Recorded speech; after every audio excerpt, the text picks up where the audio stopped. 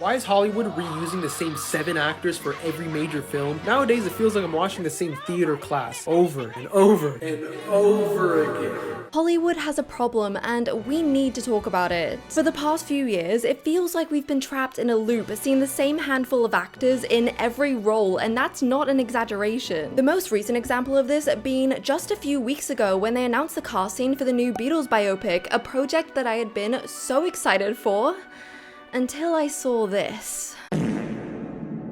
I'm sorry, what? Who thought it was a good idea to cast 4 of the most overexposed white boys of the month? At this point, I'm convinced that casting directors have a genuine phobia of fresh faces. And it's especially frustrating because if there's one genre where accuracy should matter, it's biopics. You would think they would try to find actors that look somewhat like the people they're playing. Where is the resemblance? I mean, just look at the casting of Barry Keoghan as Ringo Starr. It's like the casting team were working off a 2-item checklist. Is he a trending white guy? Does he have a vaguely similar nose? Check and check, you're hired. And then we move on to the new Wuthering Heights adaptation, an iconic classic book about an 18-year-old girl living in the early 1800s. Any guesses who they cast in the role? It's Margot Robbie! Yes, the Margot Robbie. After they announced this casting, the internet absolutely lost it. Not because she isn't talented, but because she just doesn't fit in the role. Like, at all. If you look like you've seen an iPhone, you shouldn't be allowed in a period drama. It's as simple as that. That isn't to say I don't think these are talented actors, but when you have several other actors who actually fit into the description of the roles, why not cast them instead? But the sad part is, it wasn't always this way. The history of cinema is filled with moments of discovery when directors and casting agents would actually take chances on unknown actors who turned into stars overnight. Marlon Brando, Audrey Hepburn, Meryl Streep, all were relatively unknown before breakthrough roles catapulted them to stardom. Fast forward to now, where Hollywood is ruled by IP franchises rather than storytelling. The same faces appear across Marvel, DC, and Star Wars, creating a closed ecosystem where new talent struggles to break through. So what happened? When did casting become so safe, so predictable, so incredibly boring? The answer to this will shock you. From shady deals to social media popularity, we're about to uncover the dark secrets behind the industry. So sit back as we dive into the untold stories that Hollywood doesn't want you to know.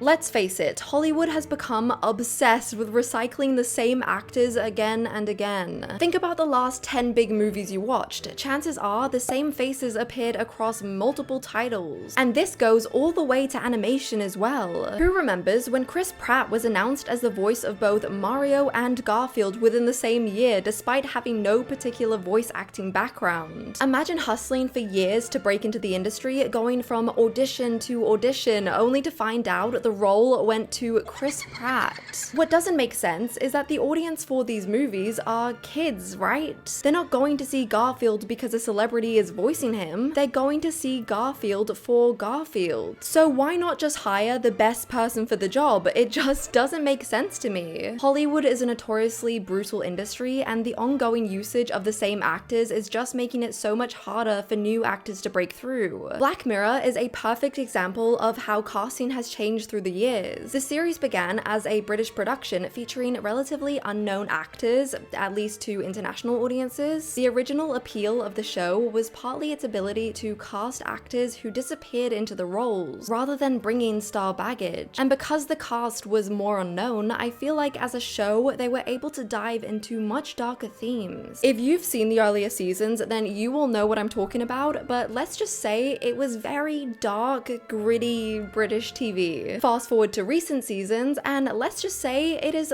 full-on American now in the worst possible way. Instead of showing real disturbing stories, we get Miley Cyrus doing something a little quirky with technology. Almost every episode now has a random American celebrity in it. Salma Hayek, Aaron Paul, Aquafina, all talented performers, but the show has lost that uncanny, disorienting quality that came from seeing fresh faces into disturbing scenarios. It's safe to say that people really aren't happy with the direction the show has been heading, and they are flooding the comments with phrases like "make Black Mirror British again." Series creator Charlie Brooker actually acknowledged this shift in 2023, stating, "When we started, casting unknowns was both a budget necessity and a creative choice. The anthology format thrives on disorientation. You shouldn't know what to expect." But as the show's profile grew, so did the caliber of actors interested in appearing. It's hard to say no when Oscar winners are volunteering. Which I just think is such a cop-out. A huge complaint about the recent season that came out a few weeks ago was about how bad some of the acting was and how it just took viewers out of the episodes completely. It just seems like there's a huge disconnect between the viewers and the creators of the show. Interestingly, an audience data study from 2024 tells us that episodes featuring A-list stars generated higher initial viewership but weaker engagement. Viewers were more likely to stop watching mid-episode. What I gather from this study is that casting fresh faces can be a bit of a gamble. You can take the risk and potentially end up with a critically acclaimed project, or you can play it safe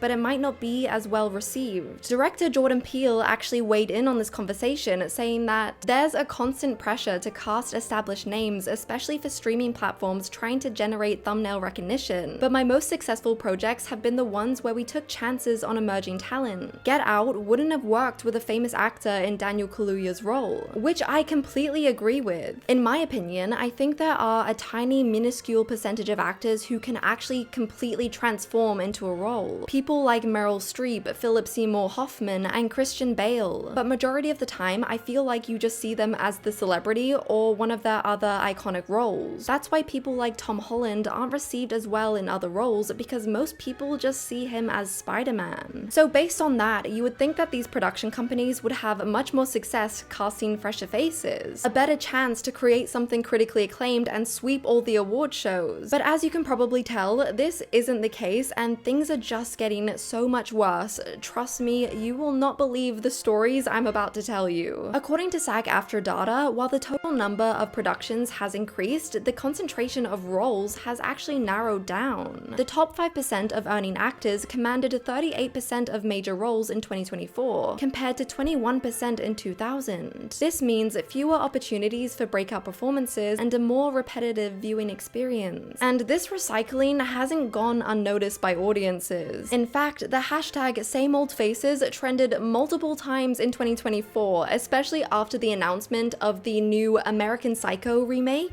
First of all, can we stop remaking iconic movies? Literally, no one asked for this. And second, who thought it was a good idea to cast Austin Butler? Yes, that Austin Butler, the one who hasn't dropped the Elvis voice since playing him. I drove across town and I was really late to the meeting. I didn't expect that he would feel that type of fear. This remake was a golden opportunity to cast someone new, someone unexpected, but instead we get Elvis in a suit with a chainsaw. Please someone make it stop. As Hollywood leans harder on the same familiar faces, there's another issue quietly creeping in, and it's not the overusing of the same actors, but how eerily similar they're all starting to look. The fillers, the Botox, the Ozempic, and it's all ages as well. If you do have a unique look, like Amy Lou Wood, then you get made fun of for it on SNL. That's the world we live in right now. Hollywood has fallen into a trap where they're not casting for talent, they're casting for marketability. And everyone right now is injecting themselves with anything they can just to fit the mold. But there's a big issue here. There's something distinctly modern about today's Hollywood faces. The internet has started calling it the iPhone face, implying their face just doesn't look like one from the period they're portraying. The filled lips, the sculpted faces, the fake teeth, it just looks like their face has seen an iPhone. When Margot Robbie was cast as Catherine Earnshaw for the new Wuthering Heights adaptation, literary fans were quick to point out that Emily Bronte described the character as having features too marked and too picturesque to be called pretty. Catherine is supposed to be wild and untamed, not someone who looks like they just just stepped out of an Instagram filter. I mean, just look at the leaked photos from the set. In what world is she supposed to be portraying an 18-year-old girl in the early 1800s? Nothing takes me out of a period drama faster than someone who looks like they just finished recording a TikTok makeup tutorial. And this Wuthering Heights situation is far from the only example. This disconnect reached peak absurdity with Netflix 2022 adaptation of Jane Austen's Persuasion, starring Dakota Johnson as Anne Elliot. Dakota's symmetrical features and cool girl vibe felt far too modern for a story set in the early 1800s. Look, I get that the adaptation is supposed to take on a more modern approach, but I just can't take it seriously when it looks like the lead actress has just stepped off a Skims campaign. And there are endless examples of this. Just look at Michelle Randolph in 1923, full-on Instagram face in a period drama. Oh, and Addison Timlin in American Horror Story, set in the 1700s. Are you kidding me? Since when were lip fillers and veneers around in the 1700s? They just don't fit into the time periods they're portraying, and whilst I do believe a lot of this is to do with their cosmetic procedures, I do think we can pass some of the blame onto the hair and makeup departments. As Emmy-winning makeup artist Patricia D. Haney explained, period makeup has become an oxymoron. Producers want the costumes and set to look period appropriate, but the faces to meet modern beauty standards. I'm often instructed to give actors a natural glow that would have been impossible before modern skincare. I think the biggest example of this is in the Netflix show Bridgerton. When the show first started, it was praised for how fitting and natural the characters looked. In season 1, Daphne and the rest of the cast had super soft light makeup, which actually fit into the early 1800s vibe the show was supposed to have. It made sense, it felt authentic. But season 3,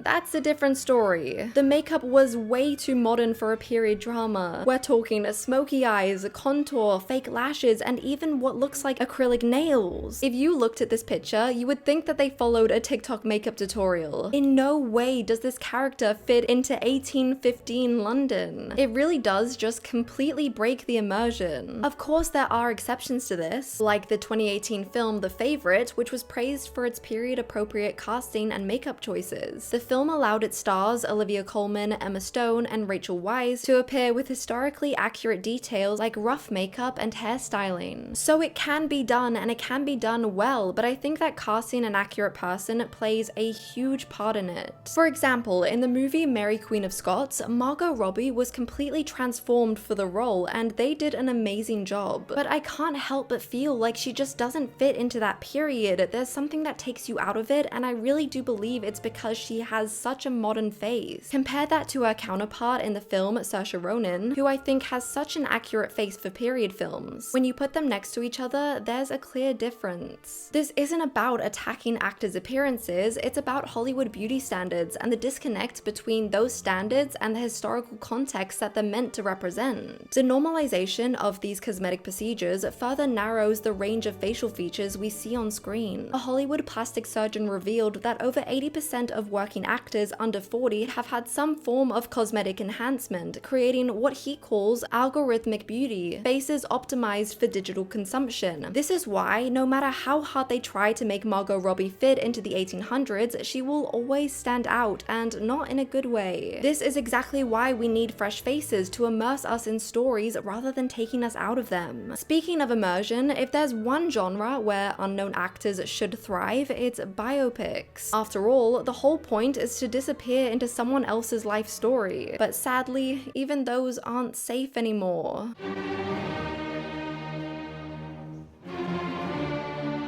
The recent casting for the Beatles project ignited fierce debate online. Despite thousands of unknown actors who would have captured the band's essence, the production decided to go for some already established names. Harris Dickinson as John Lennon, Paul Mescal as Paul McCartney, Joseph Quinn as George Harrison, and Barry Keoghan as Ringo Starr. I can't stress this enough, it's literally like they searched up trending white boys on TikTok and casted based on that. The only ones that kind of make sense to me is Harris Dickinson as John Lennon and Paul Mescal as Paul McCartney. I do think that they could probably pull it off. But as for the George and Ringo casting, absolutely not. And also, can any of them actually sing? Because, you know, the Beatles were one of the greatest bands of all time. You would think they would cast someone with singing abilities. but I guess we'll see. One anonymous casting director admitted something very interesting to Variety. They said the first question from studios now is always who's the name, not who's right for the part. When I suggested we hold open auditions to find unknowns who actually resemble the Beatles, I was told bluntly, unknowns don't sell tickets. Which I just don't agree with at all. Am I the only one who goes to watch a movie just purely based on whether the premise is interesting or not? I have never once gone to the cinema just because Barry Keoghan is the lead. On top of that, the Beatles are more popular and well known than any actor worldwide. They don't need big names to sell their movie. They are the big names. So by that logic, wouldn't it be a better idea to cast more accurate people? And this phenomenon isn't new, but it's definitely intensified over the years. Just look at the casting of Timothée Chalamet in the recent Bob Dylan biopic. Whilst his performance was critically praised, the production still relied heavily on prosthetics and enhancements to replicate Bob Dylan's appearance. I honestly don't think this was the worst casting choice, but I still believe that by casting a big name, it takes away from the person they're portraying. All I see is Timothée Chalamet, not Bob Dylan. Film professor Carlos Mendez explained that what's lost in this approach is the suspension of disbelief that makes biopics powerful. When an unknown actor portrays a historical figure, we can more easily accept them as that person because we don't have pre-existing associations. When a star takes the role, we're constantly toggling between seeing the character and recognizing the famous person playing them. There's also a lot of controversy about the lengths that these productions go to try and fit these actors in these roles. The controversy reached new heights with the 2023 movie Maestro, where Bradley Cooper portrayed composer Leonard Bernstein wearing a prosthetic nose that many found problematic. Critics questioned why an actor requiring such extensive prosthetics was cast instead of someone naturally closer to Bernstein's appearance, which makes a lot of sense. But it never used to be like this. Joaquin Phoenix wasn't a household name when he was cast to play Johnny Cash in Walk the Line. Same with Salma Hayek, who was relatively unknown to American audiences when she embodied the role of Frida Kahlo. It's clear that casting fresh faces for biopics works, but sadly, it's dying out. Interestingly, the real-life subjects of these biopics often prefer unknown actors to play them. Tennis legend Björn Borg specifically requested an unknown actor to portray him in the 2017 film Bjorg vs. McEnroe, explaining, "I didn't want audiences thinking of other characters when they saw me on screen," which I think ended up working really well. So again, biopics can be successful with lesser known names. I mean, just look at the 2015 film Straight Outta Compton, which cast relatively unknown actors to portray the NWA members. Viewers absolutely loved this film, and the casting was just perfect. From a $28 million budget, the film earned $201 million worldwide, demonstrating that audiences will embrace new faces when the casting feels authentic. So you may think, if it can do so good, then why are we seeing less of it? To understand why studios have become so resistant to casting unknowns in any genre, we need to follow the money. According to the Motion Picture Association, the average budget for a major studio film has climbed to over $218 million, a 127% increase since the 2000s. Marketing costs have risen even more dramatically, with studios typically spending $100 to $150 million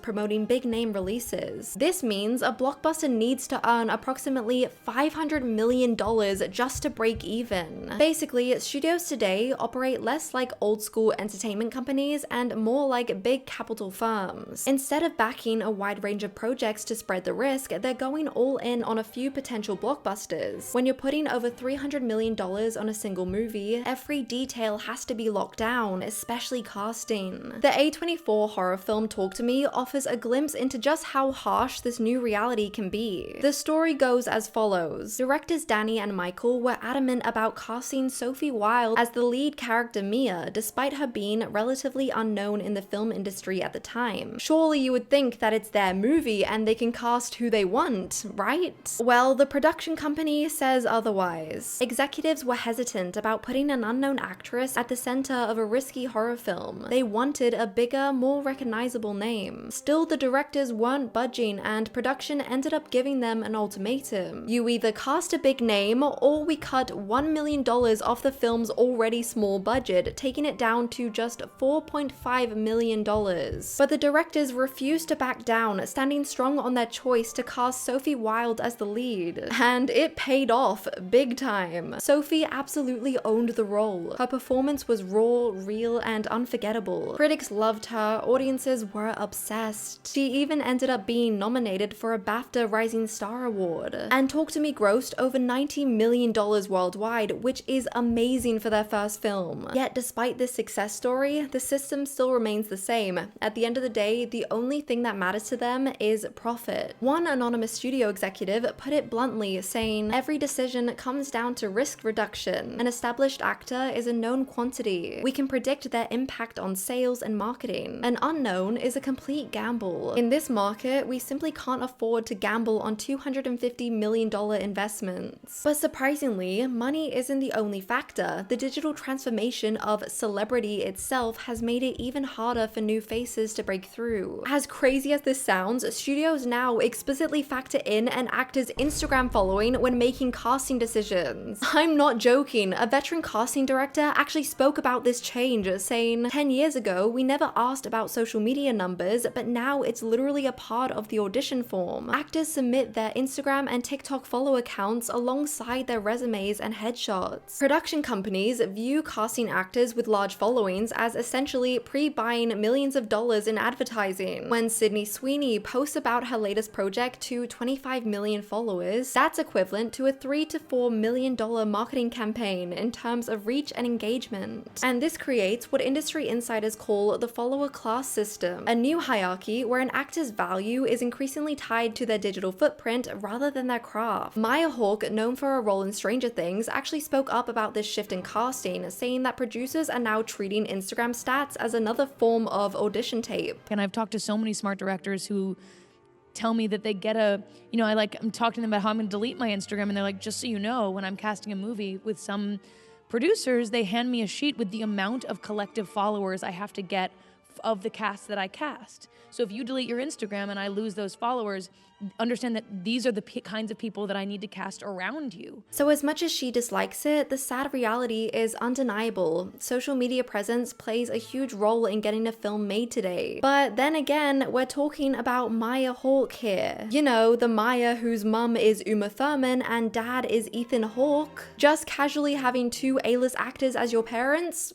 No big deal, right? Yeah, well, that brings me to the next factor that is plaguing Hollywood right now, and that is the rise of nepotism babies. Oh, that fresh-faced breakout star? Yeah, turns out her dad is an Oscar winner. That famous model turned actress? Her mum ran the fashion industry for 2 decades. Let's be real, nepotism in Hollywood isn't new. It's been around since the golden age of film. But the difference now, it's louder, more visible, and in some ways, more strategic. We're not just talking about actors following in their famous parents' footsteps. We're talking about an entire generation of nepo babies who are being handed opportunities most aspiring actors could only dream of. What really gives them the leg up is access. Nepo babies grow up in the industry. They know the right casting directors, they're comfortable on set, they've been around fame long enough to know how to navigate it. And you just can't teach that kind of industry knowledge. After doing research for this video, I realized that there are way more nepo babies in Hollywood than I ever expected. Dakota Johnson, Jack Quaid, Margaret Qualley, and even Timothée Chalamet all have family in the industry. Sure, not every nepo baby is talentless, many do work hard and care about their craft, but the truth is, their starting line is miles ahead of everyone else. And it's not just acting we're seeing this in, it's modeling, it's music, it's literally everything. So yeah, the playing field was never equal, but now with the internet holding up a magnifying glass to every connection, the conversation around nepotism is no longer behind closed doors. It's mainstream and audiences don't like it one bit. However, I do believe that we've reached a turning point, and I feel like things are hopefully changing. Yes, the way casting works in Hollywood today makes it harder than ever for new talent to break through, but that doesn't mean it's impossible. In fact, a few filmmakers have started finding creative workarounds that strike a balance between what studios want, aka financial security, and what audiences crave, which is something new. One model that's actually working is what you could call the anchor and discovery method. method. It's simple but really smart. You cast a big name actor or two to draw attention and secure funding, and then you use that momentum to introduce a newer, lesser known talent in major roles. Take the 2022 film Everything Everywhere All at Once, for example. Michelle Yeoh was the anchor. Her legendary status gave the film credibility and helped get it made. But the real surprise was Stephanie Hsu. She wasn't a household name going in, but she absolutely crushed her role, and she ended up getting an Oscar nomination for it. That kind of breakthrough moment doesn't happen very often in today's industry, but it worked because the directors trusted their vision. Another great example, and something I'm very excited for, is the new Hunger Games movie, Sunrise on the Reaping. Ever since it was announced, fans turned their attention to one big question: who was gonna play young Haymitch? Now, anyone familiar with the franchise knows Haymitch is a fan favorite, and Woody Harrelson set the bar high with his original portrayal. So naturally, people kind of assumed that the studio would lean into casting a big name actor, because that's just how Hollywood works nowadays. But then the announcement came, and it shocked everyone. The role went to a fresh-faced actor named Joseph Zada. In that moment, it literally felt like everyone let out a collective sigh of relief. I think honestly, people were just pleased that it wasn't gonna be Jacob Elordi wearing a blonde wig. Oh, and it doesn't stop there, because we also got the casting for the second lead, Lenore Dove, and that went to Whitney Peak, who is another unknown actor. I can't actually tell you how refreshing this casting is, and it makes me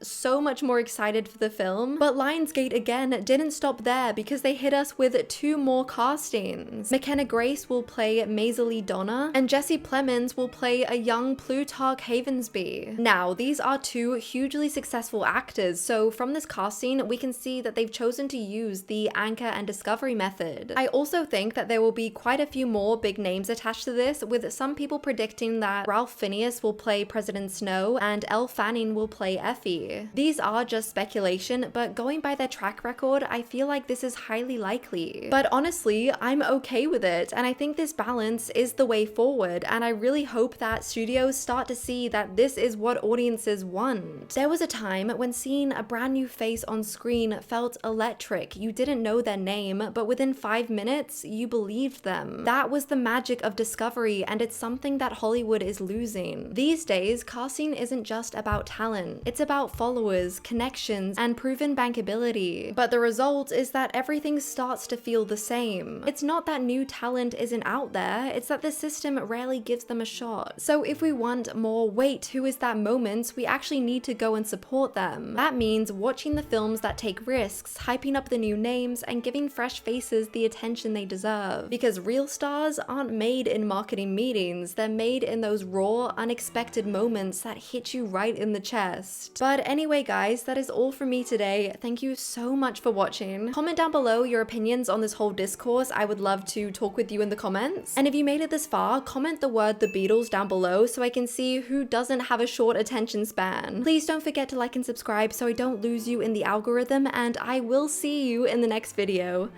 Bye!